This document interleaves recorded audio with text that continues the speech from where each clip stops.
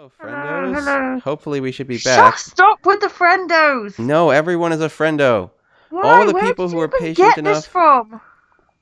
everyone patient enough with us is a friendo. Everyone It's patient enough to keep dumb. watching us throughout these tough times is a friendo. And you're going to punish them further? I'm not punishing them. I'm informing them about the joys of friendohood. Oh, God damn it. I don't know why I do this. I'm sorry. I hope everyone's hearing this, all these problems, all of this distress that Gemma has about our friendoship. Oh, All right. All right. Hooray. Hooray, we're hooray. back. So, Okay, you're talking about points. points. Yes. Well, let's give everyone a minute or two to get back together because apparently, I don't know, our stats are not refreshing. I don't see myself. All right, I'll just type "we are back," and then everyone will know that we are back, and this has happened. Okay, cool. So, points and hand scoring, and when to start with that. So, yeah, we have a sheet, and this sheet covers a whole bunch of what I would consider to be the simplest hands. And most importantly, the hands that we put on the sheet, with the exception of Reach, we put Reach on the sheet because it's Reach Mahjong, all of these hands can be made open. So the idea here is this is a foolproof way to start steering people towards making valuable hands. Mm-hmm. So the sheet includes, I'm trying to remember, what are the things the sheet includes? The sheet includes dragon or wind. I'm sorry, just dragon. 3 of a kind of any dragon. Because winds, people get a little confused by like... Prevailing wind. Yeah, and prevailing wind yeah. and seat wind and all of that. So we just say, you know what, okay, if you get 3 of a kind of a dragon, you got it. You're good. That's 1.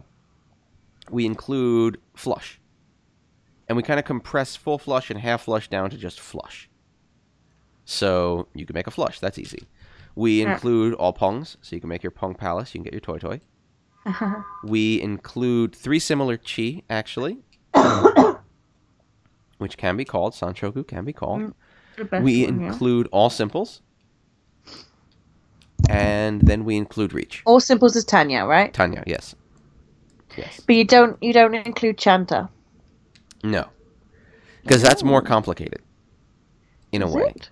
Yeah, because all simples says literally every tile in your hand is a number tile. And it's between 2 and 8. Mm-hmm.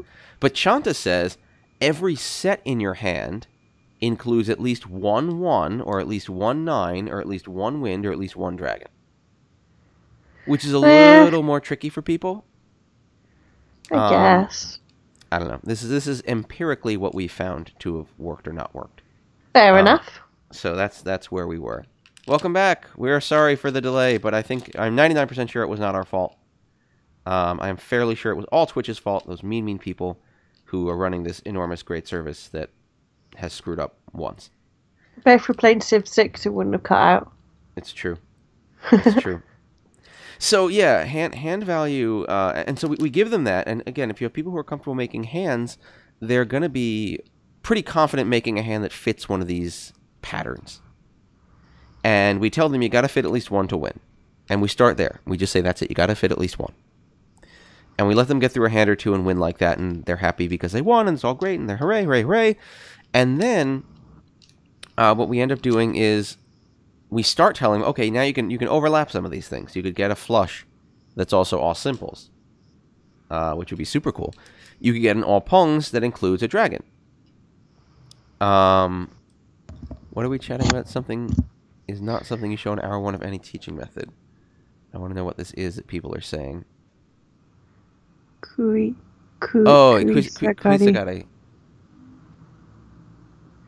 What is Kuisagari? It means that, Sunshock is worth 2 when it's closed and 1 when it's open. Oh, yeah. No. We don't care. We don't care. We're not even talking about that. So, yeah. So, just to be clear, I believe, as Gemma informed me... Yeah, that kui is from kuitan. Kui means to eat or to steal. Oh, and sagari means to go down. So kuitan is, open Tanya. Oh, I see. Edible Tanya. Delicious edible Tanya. Yum, yum, yum. I'm into it. But yeah, so the idea that the hand changes value because it's open, I don't even start talking about that. Forgive me my sniffles.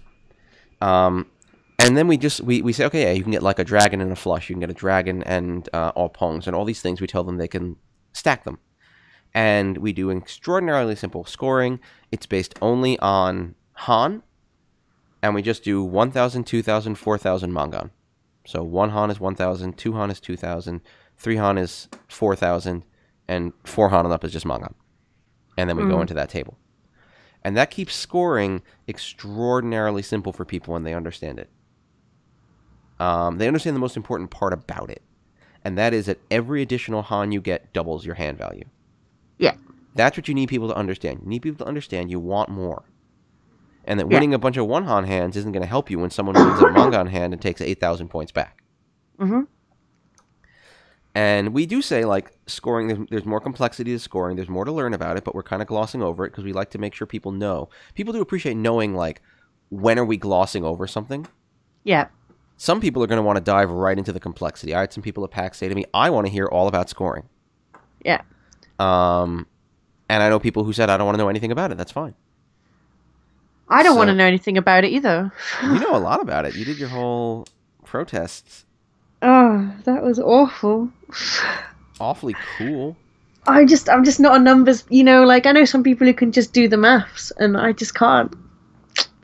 It's hard. I just have to brute force the numbers into my head. That's a way to do it. I mean, honestly, yeah, after playing for years and years, a lot of the numbers on the score table are stuck in my brain. Yeah. Like, that's just how it is. No, but I agree. And it's such an obstacle as well for new players if it's not easy to find a way to score and then they can at least play the game, Mm-hmm. If someone comes back, for the second or third session, then, as you said, it's time to show them the chart. But yeah. People, I mean, that's the thing, sometimes I see people when they teach them and they just tell them everything. And it's just too much, and people get frustrated that they can't really keep all these, juggle all these new concepts in their head, and then it's not fun. And it's supposed to be fun. If it's not fun, then people won't play. It front loads a lot of the really high end stuff where you don't want to be front loading that. Yeah. Like mastering scoring. I played Mahjong with my friends last night on this very table. Having a thorough understanding of scoring let me put myself in the last hand of the game in a position where I knew that if I sumoed, I would win the game. And if I won off of another player, I would win the game by 200 points. Mm-hmm. So, like, my understanding of scoring helped me play very well, even though I didn't win the game, but, like, make good play decisions in that situation. You boasting. No, I'm just saying this is what you do. This is what everyone at the table was doing, not just me. Everyone at the table was aware of their position. We played this game for a while, so that's cool. Yeah. New players do not need to worry about that. And as they get more excited by the game, as they get more interested in winning, they're going to start thinking, how do I make sure I get the points I need to win? And it'll come to them naturally. But front-loading that on them, the fact that 1 in 30 is 1,000, but 1 in 40 is 1,300 doesn't make enough of a difference for new players just starting the game. It's not worth telling them because it's just not important. Later it'll matter. If they're playing in a tournament, it'll matter. Yeah. But just to start building hands and playing some reach, you don't need to care. And I think it's very important with a game that has as much depth as this game does to be reasonable about how much you try to feed people for the first go. Because I'm a hungry man, I'll eat anything. But not everyone has that same level of tolerance, and there's a lot of people where if you ease them in the front door, if you give them, manageable things to understand and take them step by step, they'll get really into it. You just got to greet them in a way that leaves them feeling comfortable. I agree. Thank you for teaching us this method of teaching. Well, this is formal. You are welcome. I have always relied on you. And you don't teach them 7 pairs, right? Because everyone recognizes that's the worst Yaku. I love 7 pairs, but no, I don't even talk about that. I don't even talk about that stuff. People want to talk about cons. I don't talk about cons. It's not a thing that ever happens. Sorry. Same with 13 Orphans or Yakuman hands. I don't even talk about those in any way, shape, or form. They're not real. You don't need to think about them. I'm trying to think of any other good tips for people teaching and learning. The best thing that I recommend people do when they're learning is I say, find a Mahjong video game. We do have a link to the games design flash game on our website, USPML.com, which is a great game because you can just sit and make hands over and over and over again. And you can practice. You can practice your hand-making skills. And don't worry about winning or losing. Just make hands over and over and over until it's second nature to you and you can start focusing on the other stuff at the table. Oh, Fruity 10. I forgot about that. So we usually don't talk about that with people right away. But if we do, pardon me, we use a simplified version where we just say, if you have discarded the tile, you can't claim it from anyone else to win. Right, but you don't. So it's not. You don't use the suji. So if you have 4, 5, and you've discarded the 3, but you could still win on the 6. Okay. Yeah, like this hand that I've just put together here is waiting on 5-so, 8-so, and I've discarded an 8-so. So we just say if you discarded that 8-so and someone else throws the 8-so, you can't take it to win. And we leave the 5-so option on the table because we just basically say, all right, this is a simplified version. We tell them this is a simplified version meant to get you comfortable with the rule. And then they know that when they're going to play in a tournament, if they're going to be serious, there's a more serious rule that they need to learn. But otherwise, this is a rule that's very graspable. You see the tile in front of you. If someone else discards a tile that's in front of you, you can't win. They don't have to have that confidence in hand construction to know, like, oh, I'm on a 2-5-8 weight, and I discarded an 8-1, so the 2 and the 5 are bad. They might not recognize that weight at this point. Yeah. So, we keep it simple. That makes sense. That makes sense. I like it. Everything I say makes a lot of sense. Oh, God. What else do we have going on? So now that we've gone through all this teaching method, this is pretty much it. Yeah. Again, pardon me for my coughing and throat clearing and all the shenanigans I'm pulling because I'm a vulnerable human being that has become ill. We have Mahjong tournaments coming up. I don't have quite advertising pages for them. But what do I know about my upcoming tournaments? I've got the Dallas one's coming soon. Let me just get the Dallas Fort Worth link for you. Yeah, I'm so sad. I was supposed to go, but I know this. I've become tragically poor, and also I was supposed to do something businessy very close to it, which also meant that. Boo. I know, business, but no, hopefully it can make me a little less tragically poor is the plan, I guess. Boo, I say. Otherwise, I just ignore this stuff. But yes, Dallas Fort Worth, April, very soon. You should definitely go, though, because I really like Texas. I just think everyone should go to Texas. It's, I've traveled a little bit in America, not as much as I'd like to, but yeah, I mean, it's like a whole other country, and I probably want it to be its whole other country as well, but, it has its own thing going on. Do you know what I mean? Yeah, it's a unique place. I've spent some time in Austin. It's a very unique place, and it's very cool to visit. Austin was a great town. Yeah, you see, I think Austin's probably very different to the rest of Texas as well. They're a bit hipster there. I've heard it's a little different. I didn't get to spend as much time there as I wanted to, but... Exactly, and I could win a spot at WRC if I went to Dallas Fort Worth, which is why you should all go there. That's true. You could win a spot at WRC, and the WRC is the most exciting event for the next 3 years. If you do not go now, you will have to wait until 2020, and that might clash with your Olympic plans. That's true, because you'll be in the Olympics. Exactly. Take the chance now. It's true. Go. You should do it. Go to Dallas Fort Worth. You're going to have the best time ever. Yes. And yeah, WRC, the more people go, the more options you get for, what's it called? The more options you get for seats. Because the larger the tournament, the more seats you can give out. Exactly. So basically, the brutal calculation is, if there are 10 players, there's 1 seat. So 1 out of 10 people will qualify. But if there's 20 players... It is 20 people. But that's still 1 in 10 people, isn't it? Yeah, well, it's still 1 in 10, but it's proportional. It still scales up. There's 20 yeah, players, so there'll be 2 seats. So your odds don't get worse. In fact, your odds stay the same. But hey, how else you get into WRC? Well, that depends on who you are and where you are. If you're in North America, then you want to go to one of the WRC qualifiers.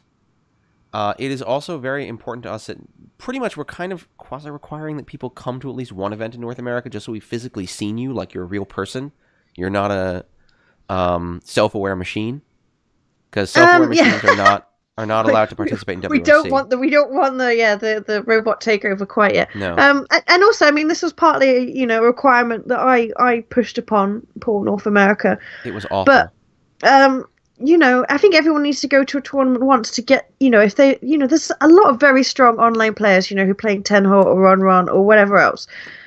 But if you haven't had a chance to play in a tournament and handle the tiles, your first tournament, you'll probably crumble. And that doesn't mean you're bad. It just That means just means you haven't gotten, they are stressful. You sit in a room and you play a Mahjong game with people in silence for an hour and a half. It's a slightly different feeling to, sitting there with your headphones, listening to Duran Duran or whatever you do listen to when you're playing Mahjong. What, Gemma, you don't play tournaments with headphones on? Apparently, you're not supposed to. Wink, wink, nudge, nudge, Russia. No, yeah, so I'll call them. But that's my idea anyway. I mean, there might be other ways, and depending on how many seats we actually manage to fill. The general idea is, like, frankly, there's a lot of people who play only online, and that's fine. But yeah, just as Gemma said, like, what you do in your room sitting on Tenho is fine, but not necessarily appropriate tournament etiquette. Yeah. And it doesn't necessarily mean that you're ready to play in that kind of environment. And just in general, like, getting people out and participating in these events is good for everyone. Yeah, we're trying to build a community. Genuinely want to build. Gemma does listen to Duran Duran. That's all I've listened to for the past 2 weeks. I had it in my head, and I was like, screw it, I'm going to buy Duran Duran's albums, and that's what I did, and that's all I've been listening to. I'm very, very proud of you. I think my favorite might be Notorious if you're interested. Anyway, no, so we're trying to build a community, and partly, how Europe managed to build such a strong Ricci community were tournaments. There was a tournament, once every month, once every 2 months, and we all attend, and we'd all just make these great friendships that have lasted now for years. Yeah. And that's kind of what I hope for North America is that, we all make these friendships online, and they are very strong. But, to really get to know each other, there is an importance for, as the Japanese people would say, skinship, or, this face-to-face. Ew. Yeah, I mean, I know that's a little bit onsen terminology maybe, but still, It's a little onsen, yeah, I'm not... But this is how we build communities. This is how we make strong bonds that are going to take us through to the next 10 years, 20 years, 30 years, and Ricci becomes the biggest thing ever. Very, very optimistic, but... At Nighthawk, you don't have to apologize for my tragic taste in music. Duran Duran's probably been the best so far. I asked my friend, I was like, if I ever die, can you just destroy my phone so they couldn't check my playlists? Mr. Skeltel is right. If you're in the NYC area, you can come to our USPML meetup, which you can get to from our website, uspml.com. Mm-hmm. And that's another way to demonstrate, like, your in-person chops. No, it would never be cool for people to come to our meetups. It would be awesome for people to come to our meetups. That's what it is. There you go. It's awesome. Most of the major clubs throughout North America also we're talking to about, like, who their members are and what's going on. So there is space for North America. What other tournaments do we have? We have, I think the only ones I know other than the Dallas Fort Worth one. Oh, Seattle. There's Montreal. Yeah, it's Montreal and Vancouver. Seattle, I'm sorry. Whoa. Yeah, sorry, Seattle and Vancouver. So I didn't mention them because they're still in the approval process. I think that's true with NAMA. So yeah, there will be for sure. I spoke to the Edwin who's running the Seattle tournament, and I said his tournament format was he's running an experimental tournament format, so he wanted to talk to me about it, and it's interesting, and I look forward to. I've got the link here for the Montreal tournaments. The Montreal tournament's the only other one that's officially approved so far. But soon we'll be adding Vancouver and Seattle to the lineup. So we have a huge Seattle will be good because it's close to the Twilight people. Yeah, please do. Please come to Montreal. Please come to everywhere. Like, I've been to most of these places for their other events, and I can tell you without hesitation, they are fun events. They are genuinely fun. They are... All right, hold on a second. I'm going to keep talking about these events, thank you. They are fun events. They are run by good people. They're good times. All these cities have great food, too. Like, you'll eat very well. It'll be a big one. All of these tournaments are being approved, as it were, by NAMA, the North American Ricci Mahjong Association, and Luke and Edwin are part of this approval process, and they are checking quite seriously, the submissions of these tournaments to make sure that they reach a high enough quality. So if you can attend these tournaments, you can then attend WRC. You'll be prepared. Is the thinking behind it? Yeah. Oh, I'm sorry. I'm being told that I'm nearsighted, so I cannot tell. I would never put my brain in the Mahjong robot body. That's not. Please do not bring your robots. We are not doing this, okay? Montreal is very pretty, though. This is my interaction with the chat. Do I get to meet Justin Trudeau? Oh, stop it. He's so Stop it. handsome. Oh God, it's Milk Maniac. I know that guy. Hey, Milk Maniac. He's on the West Coast now, though. Yeah, but we're looking at doing. Hey, see, look, they used the Olympic podium to close the ceremony. They did. That's That nice. was really cool. I think I wasn't there for that one because it wasn't nice outside the time that I was up there. I would like to stand on the top of the podium. Online tournament on Saturday. Hey, online tournaments are fun too. We've held them. We love them. Super into it. So I think is this is Mahjong Guide, which some of the people on the main Mahjong Discord channel have been working on, if I understand correctly. But Rusty LFC can correct me if I'm wrong. They're setting up a little website with strategy and all of that kind of thing. So you're not going to win a seat to WRC for this. Sorry, guys. No, we can't. We can't do that with online tournaments. Keep an eye on them. But you can play some fun Mahjong in online tournaments, and that's a good deal. More practice, more power. Mm-hmm. Yeah, we talked about Seattle. We talked about other tournaments coming up. I'm making sure I'm going through my mental checklist of things to mention.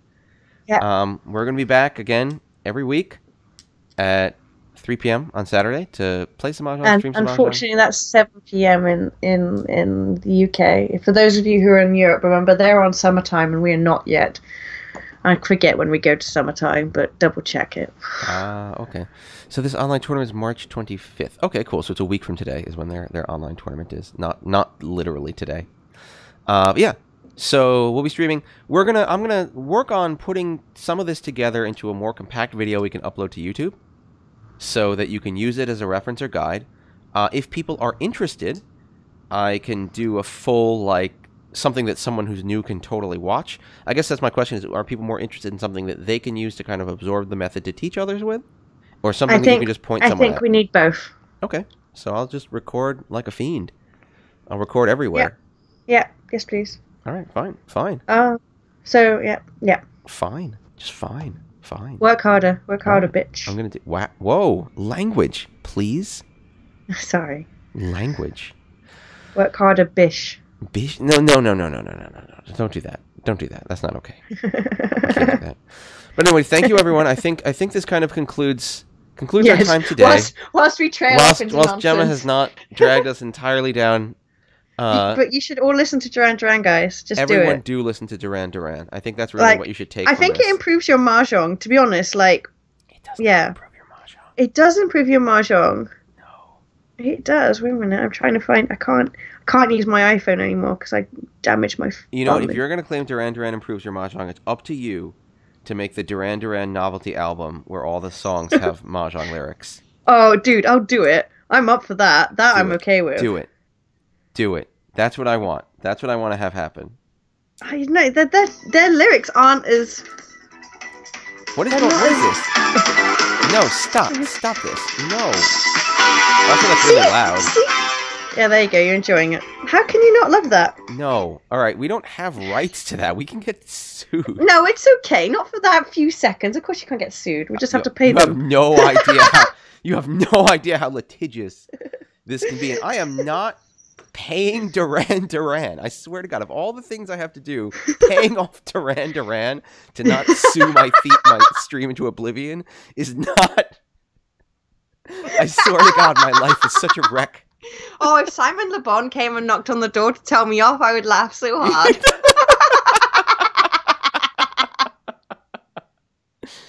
All right, forget this. Done with this stream. Thank you, everyone, for coming. Thank you for watching. We're going to make more videos for you. We're going to be streaming every week. Join us next week.